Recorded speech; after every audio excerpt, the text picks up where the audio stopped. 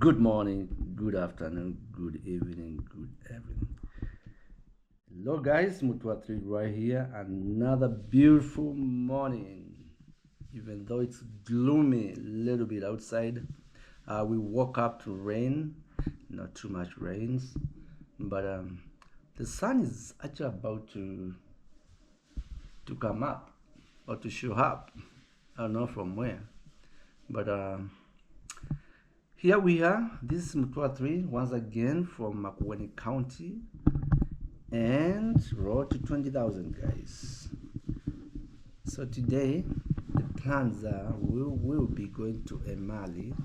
Emali is our nearest shopping center, and with me is wifey. She's so busy, she's preparing some stuff. I don't know what she's going to buy. Right there. How are you? And good morning. All right, that's wife right there. And this is 2 or 3 guys. Today we can have a chat. I don't feel like going outside and showing you guys stuff, but just chilling here, waiting for wifey to finish what she's doing, and we will be stepping out and get some stuff done.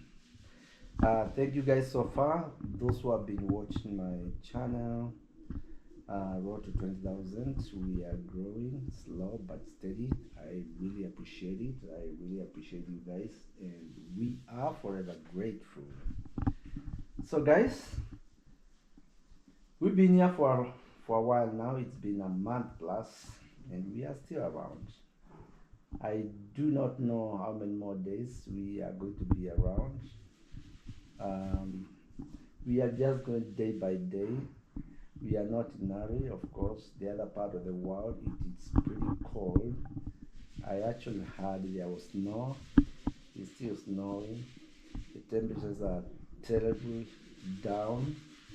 And now, here we've been enjoying 65 to 85 range. So you can imagine how beautiful it is in this part of the world. Kenya. Once again, guys, welcome to this vlog. And today, like I said, I'm not moving outside. We can have a chat. I can explain a little bit about what's going on, why we are so much stuck with our country home as opposed to nice city home, because now there's so much to be done in this home. It's a big compound. We have some gardens to be attended. There's a kitchen garden outside there with a window. I don't know whether you guys can see it. So there are mangoes, there are cassavas, there are oranges, there is passion fruit. So every time when I wake up, I just want to go to the shamba. The shamba is a garden, and do some stuff, watering. We planted new bananas. We made a trip to Murang'a. Those from Kenya, you know where Murang'a is. It's around an hour, 30 minutes from Nairobi City. And a friend of ours gave us 5 different types of bananas. I believe we don't have them here. So we planted those. So every day, I just go out there and look at them as they sprout. We also planted coffee, around 15 trees, I believe. And I think 1 or 2 dried up for whatever reasons. We are watering them, and I believe in 2 years' time we'll be able to harvest our own coffee. Since I'm a big coffee person, so at some point I'll be able to make my own coffee, harvest my own coffee grains, and make my own coffee in the house. And also, what's going on? Why are you smiling? I'm smiling because it's always good to dream big. Thank you. Yes, that's why you're there. Thank you for the encouragement. That is why I have you as my deputy. Right. You make me feel like I want to go and plant more. Should I plant some tea trees for you? That would be great. Are you able to process tea? I don't think it's easy to process coffee here. I But don't know remember, about you tea. can boil The tea When I leaves. was little, we used to boil the tea leaves, Okay. and it was more delicious than the actual tea. Okay. So I don't want to sound selfish, but your call is my command. So now I'll go looking for tea trees or tea plants, and I'll plant a few. Hopefully they will survive with this climate of ours here. It's all about trying. Yes. If you make assumptions that it's not going to survive because of the weather and anything like that, Yeah. then you'll never get to do it. Yeah. In life, you have to try everything. True. If it doesn't work out, the better. But you can never know whether something will work out without trying. So I believe in trying first. Even in It relationship, doesn't matter how many times I fail. even in relationship, people try. Yeah. They never know if it's gonna work Everything out. is all about trying. Some work out, others they don't work You out. never know. Great, that's a good tip right there, guys. Everything's about trying, and so I'll go hunting for tea, and I'll plant tea. Try to be self-sufficient in everything, you know. But time is not yet. I also need to keep some animals, some cows. That way, I can still buy milk. So, thinking about retirement, guys. I know at our age now, I feel like we are a little bit behind our schedule, and honestly, so we are thinking of being more self-sufficient as we prepare for our retirement. Our home is complete. We don't need more homes or more home, even though we definitely gonna be building maybe rental homes, but not home to live. But that's kind of like an ongoing project. So, but right now thinking about day-to-day things. When I wake up, what I need breakfast. I can harvest sweet potatoes. That's the plan for breakfast instead of buying bread. I want to be able to milk my cow instead of going to the shop to buy milk. We're talking about breakfast, right? I want to be able to. What else? Now you love eating sausages. We can make our own sausage. We have When I retire, I will not be eating these things. That's funny now. Yeah, I'll leave those for the kids. For the kids. As you age, you have to give up some things. Okay, so we go with the natural stuff. Arrowroots, yeah, we have them already on the garden, so that's coming well. When it comes to fruits, it's a done deal. We have fruits all over, name them all. And so our breakfast is done. We already have fruits. Oh, tea. My coffee is coming in another 2 years. We have sugar cane. We can make sugar. It's very easy. It is possible. Trust me. We can extract sugar from the sugar cane. It's very easy process. You just need to squeeze the liquid, dry it up, and after you dry it up, you're gonna have something sweet. A hard substance that will be sweet, and you just drop it in my coffee. He says, I don't eat sugar. But for those who like sugar, see, we can make our own sugar. What else? Butter for your bread. Yes, we can make butter from the milk. We know the very simple way. You just shake the milk, and you have butter there. You have ghee right there, and the rest of the milk you can use it for something else. What else? So it looks like we can 100% we can survive without going to the shops. We have water, rainwater. We have borehole water. We don't need to buy water. Electricity right here. It's just an option B. We have solar, and we can invest in more solar at the same time. That will run on the refrigerators, because right now the refrigerators are being run by electricity. Okay, let's continue the countdown. What else, wifey? Tell me, what else do you need then? Anything you go to the shop and buy, I'm trying to make sure We are 85% sufficient. I'm good. Good. Your cassavas are coming well for snacks.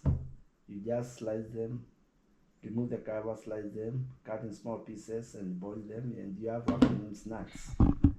Guys, you see how life can be easy in Africa with almost zero cost, of course.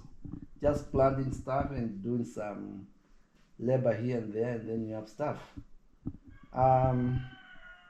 Lunch, we can have something called concrete githeri. That is beans and maize. And we have cowpeas, we have pigeon peas. We can all that make for lunch. Of course, not every day. But my wife loves rice. So now here, unfortunately, we cannot produce rice because it's done in swampy areas. So definitely, I will have to buy rice for you. And lunch we done. Let's go for dinner. Dinner we can have chapati. Hey. Or the famous Kenyan ugali. So the famous Kenyan ugali, it's just maize flour. You boil water, you dump maize flour, you stir it, it thickens, it looks like polenta, but then you make it adding up a little bit. So that one at the same time, zero cost. It's water, it's maize flour, which we produce a lot of maize. We just take it to the posho mill, come back, and we have already flour for making ugali. So when it comes to the sides for the ugali, of course we have chicken. We're gonna have more chicken or hen, and just slaughter one. We have tomatoes on the kitchen garden. We have onions on the kitchen garden. We have what else? We're gonna have hoho. We're gonna have a lot of stuff from the all vegetables we want from the garden. And then now we already have stuff for dinner. That's one side for the ugali. And also you can slaughter a goat, put it on the freezer, and I'm sure it will last for almost 2 to 3 weeks of meat, or even a month. That's a lot of meat, because you're not gonna eat goat meat every day. Then what else? That's it. I feel like I've covered all the 3 meals: breakfast, lunch, and dinner. Of course, we are not eating the same thing every day, but there are so many options. But what I'm trying to say is, in this part of the world, Africa, and especially Kenya, and especially Makueni County, where I live, we can actually survive or be able to produce almost 85% of all the goods we consume, or the food we use at our homes. So that we are left with only 15% stuff we need to buy. And honestly speaking, that number can go down to 10 to 5. Based on, if you've been watching my video, based on my explanation, I went from breakfast to dinner, and the only thing I was able to buy, or we needed to buy, was rice, because we cannot produce rice here. So far was rice, and what else? Look, we also have charcoal. There's wood. I have trees all over our garden, and another bush somewhere where you saw us putting out those beehives. A lot of trees there. So we don't have to use the gas. So I don't have to buy gas. I don't have to use electricity. I can just cut one big log, make charcoal, and then we are able to cook. Or even just use the firewood. What else, man? Life can be super, super, super easy in this part of the world. Trust me. Sure, I'm sure there's some people are wondering, Mr. Mutua, how is that possible? It is very possible. I explained everything. Think about it. Especially if you live in Kenya, this part of the country, think about what I talked about it as you watch this video, and find out how you can cut your costs, your bills. You can lower them from by almost 30%, and you'll be able to save a lot of money. You save yourself a lot of money. When it comes to transport, of course, there will be a cost involved because there's no way I can produce gas for our cars. So that will be a cost. But look here, if I live here, I don't need to drive these cars. I will definitely park them, and I'll buy myself a bicycle. A bicycle will even keep me more healthy because I'll be riding that bicycle from here to point B. The place is not very hilly, so unless I have to go to Nairobi, that's the only time we will need to use a vehicle. But around this place, I can walk, which is good for me. I can run, which is good for me. Or with 10,000, which is, let's say, $100, I can buy myself a very nice bicycle. Very nice bicycle. And that will keep me in good shape for the next 20 years. So, what other costs, guys? Give your suggestions. Let me know what other costs we can bring down if you are planning to retire. And for those who are in the diaspora, honestly, yesterday I spoke to a diasporian just like me who was retired back here, and he's been here since 2021. He told me so far so good. He is enjoying. At the same time, he's still getting his benefits from the other side of the world. So that tells me he's not a young man. That's what I'm trying to say. He retired after 60, I think 65. He's a old man, but very strong. You can't even tell he's 50 years old. He's doing farming. He told me he's selling a lot of agro stuff. What did he tell me? He said onions. So he has ventured in onion farming, and he's selling. He's making money. He's enjoying life. So that is one way. Really find out people if you want to retire. A lot of people are retiring here, and they are taking farming into another level.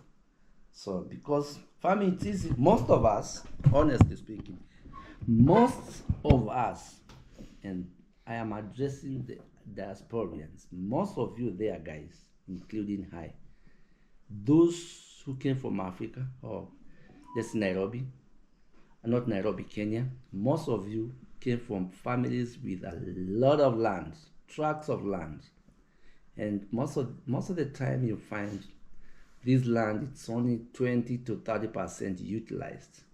So you come back with ideas, with some little change. Make sure you find yourself a good source of water. It could be a borehole, it could be a well, or if you have a dam or running river somewhere. Do serious water harvesting, and you can do serious farming, because trust me, come rain, come what, people will always eat to survive. We will always eat to survive. So to me, it looks like farming, you can never go wrong with farming. And it will never be enough. You always gonna sell your produce. You just need to find where to sell it, whether it's consumable or not. Whatever it is, farming can be so many things. I have another friend of mine who is doing what Kenyans call mukuka. I'm sure you guys know what is mukuka. It is that what do you call mukuka? Miraa. It's not. It's the same class of plant. They are all close. And this plant is popularly grown around Mount Kenya by the Meru community, our other brothers and sisters. Actually, you cannot tell whether they are not Kambas because we almost speak the same language. But until recently, not many people knew the mukuka thing can do well here at Ukambani, Makueni County. So now I have a friend who is making a minimum of $100 from the village. A minimum, and he's doing that as a side hustle, guys.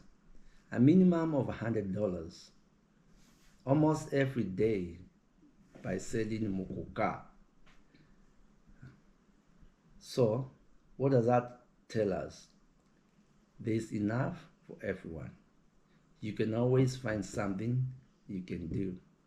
For those of us, or for those who are jobless, I would encourage you guys, instead of wasting more time, try to look for jobs, those white or blue collar jobs out there in the cities. If you have land where you were born, just right behind your home, plant 2 or 3 tomatoes, plant 2 or 3 potatoes, plant 1 ABCD, and before you know it, you'll be selling local produce to your local market. And guess what? That will earn you some money. You find yourself with some money in your pocket within a year or 2 years. The system has been tested, it is working. Like I said, I'm seeing a lot of people, a lot of diasporians who are coming back home. Actually, none of them goes to the city to look for a job.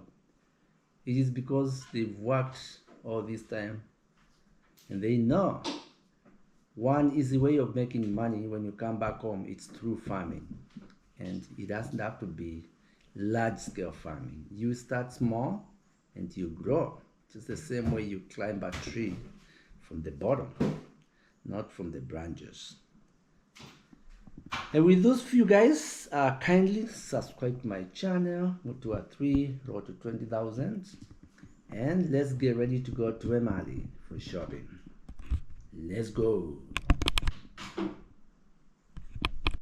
This is Emali town, guys. As you can see right there, they got a big market right there, selling a lot of fruits and vegetables, as you can see right there. And yep, there you go. So guys, once again, you've been watching this video. We just came from Emali. Unfortunately, I was not able to record, not for any bad reason or good reason. I just didn't record. We are back again in this bush. Just like I said, this is one of our property. You can see there's a dam over there and a lot of trees here we planted. So right here, this is a kind of like a dump area. That's it, where they throw stuff. Needs to be burnt, and the fence goes straight that way. Opposite, it's administration block. That's a chief's camp. And right here, oh my god, look at all this. Was this here? But we couldn't see it. What? Then we need to find a solution for this. I believe we have a lot of these things. You know, this is money. We can sell this is firewood. Yeah, this one, that one, and I don't know, I'm gonna ask how much is a trailer. And then, so this, around this place where you see all this, we are planning to have a mega project right here. That's gonna be some residentials, and that is why we are inspecting. We have some boys who cleared the area, as you can see, and all the bush is over there. We're gonna go ahead and burn that, but then now right here we'll do some measurements, and we'll build some construct some residential homes right in the bush.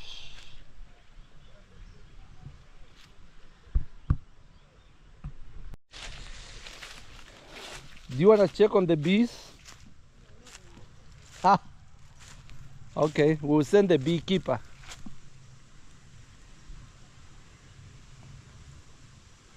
Where? There are serious big holes here. You can't even tell what lives here. What? This is huge. There are bees here on this hole. Yeah. Guy. Yeah, I see them try to go inside. Maybe they are trying to check whether they can survive there. You know, the bee, every time they see somewhere, they try to. And the beehives are straight that way. So we are going back. A mission accomplished.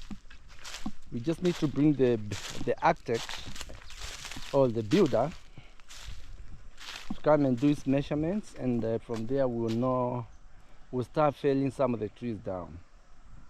Let's go.